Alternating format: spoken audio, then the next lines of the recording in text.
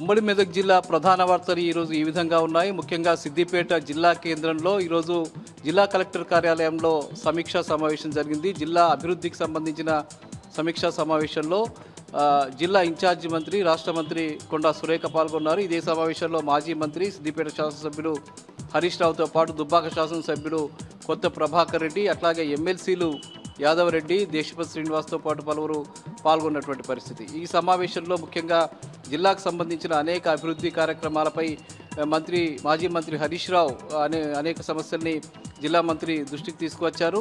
ముఖ్యంగా వైద్య శాఖలో ఉన్నటువంటి సమస్యలు పరిష్కరించే దిశగా ప్రభుత్వం అడుగులు వేయాలని, రోగులు చాలా ఇబ్బందులు ఎదుర్కొన్నటువంటి నేపథ్యంలో ఇక్కడ ప్రత్యేక వసతులు కల్పించాలి, అందుకు అవసరమైనటువంటి నిధులు కేటాయించాలని చెప్పారు. నర్సింగ్ కాలేజీకి సంబంధించిన పనులు పూర్తి చేయాలని కూడా ఆయన డిమాండ్ చేసినటువంటి పరిస్థితి. ఇక జిల్లాకు సంబంధించి అనేక అభివృద్ధి కార్యక్రమాలపై ఆయన వినతులు సమర్పించినటువంటి పరిస్థితి ఇక్కడ కనిపించింది.